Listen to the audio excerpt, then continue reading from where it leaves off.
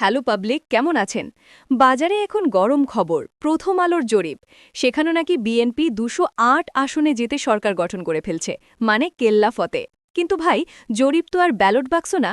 জরিপ হলো আবহাওয়া অফিসের মতো, বলে রোদ উঠবে আর বাইরে গেলে ছাতা ছাড়া ভিজে চুপচুপা। বাস্তব চিত্রটা কিন্তু একটু অন্যরকম। মাঠের বাতাস বলছে বিএনপির হাওয়া নাকি লিক হয়ে জামায়াতের পালে লাগছে। আজকে আমরা দেখব কেন জরিপের খাতা আর মাঠের বাস্তবতা এক না। হাতে পপকর্ন নেন, শুরু করছি ইনসাইড স্টোরি। প্রথমে আসি আমাদের রেমিটেন্স যোদ্ধাদের কথায়। আমার এক কাজিন আছে, ইউএস কানাডা বেল্টে কাস্টমার কেয়ারে জব করে। ও সারা দিন প্রবাসী ভাইদের সাথে কথা বলে।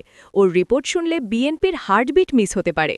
ও জানালো গত এক মাসে ওর কাছে আসা 90% প্রবাসী বাংলাদেশি নাকি জামায়াতে ইসলামীকে ভোট দিয়েছেন। বিশ্বাস হচ্ছে না? দাঁড়ান, আরও আছে।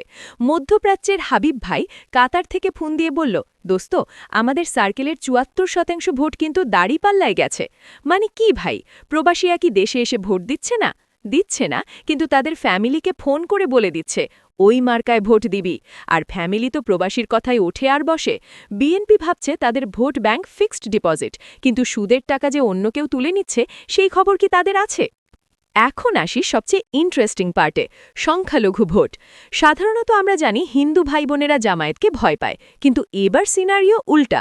আমার এক বন্ধুর হিন্দু ড্রাইভার বলল সে দক্ষিণ চট্টগ্রামের জামায়াত নেতাকে ভোট দেবে। কেন জানেন? কারণ গত দুর্গাপূজায় নাকি ওই নেতা নিজে চেয়ার পেতে বসে সারা রাত মন্দির পাহারা দিয়েছেন। ভাইরে ভাই, পলিটিক্স আসলেই বিচিত্র। যেখানে আওয়ামী লীগ ফেল, সেখানে জামায়াত নাকি সিকিউরিটি গার্ড। শুধু তাই না, ইউনিফর্মের ভেতরের খবরও লিক হচ্ছে। পুলিশের এক ছোট ভাই বলল তাদের অফিসের 7 জনই নাকি জামায়াতকে ভোট দিয়েছে, এর মধ্যে 2 জন নন মুসলিম। কারণ কি? তারা নাকি বর্তমান সিস্টেমের চেঞ্জ চায়। সিস্টেম বদলাতে হলে র্যাডিক্যাল চেঞ্জ দরকার, এমনটাই তাদের লজিক। আর সেনাবাহিনীর এক মেজর র্যাঙ্কের অফিসার তো বোমা ফাটালেন। পিলখানা ট্র্যাজেডির কারণে জুনিয়র অফিসারদের মধ্যে ভারত আর আওয়ামী বিদ্বেষ নাকি চরমে। আর এই ক্ষোভের লাভটা নাকি ডিরেক্ট ক্যাশ করছে জামায়াত। বিএনপির সবচেয়ে বড় শক্তি ছিল 3টে গ্রুপ: 1 তরুণ প্রজন্ম, 2 নারী ভোটার, 3 মুসলিম সুইং ভোটার। কিন্তু ভাই, গত কয়েক বছরের সন্ত্রাস, ধর্ষণ, খুন আর কিছু নেতার আওয়ামী প্রীতি দেখে এই গ্রুপগুলো এখন হতাশ। ইউনিভার্সিটির সংসদগুলোর রেজাল্ট দেখেন, তরুণরা এখন আর শুধু ধানের শীষে আটকা নাই, তারা অল্টারনেটিভ খুঁজছে।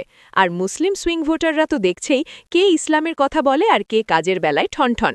বিএনপি ভাবছে তরুণরা তাদের পকেটে, কিন্তু পকেট তো ফুটা ভাই, সেই ফুটা দিয়ে ভোট পড়ে যাচ্ছে জামায়াতের বাক্সে। আর সব শেষে আসি নারী ভোটারদের কথায়। জরিপ বলছে 71% নারী নাকি বিএনপিকে চায়। কিন্তু ভাই, মাঠের ভিডিও কি মিথ্যা বলে? নীলফামারী আর চট্টগ্রামের ভিডিওগুলো দেখেছেন?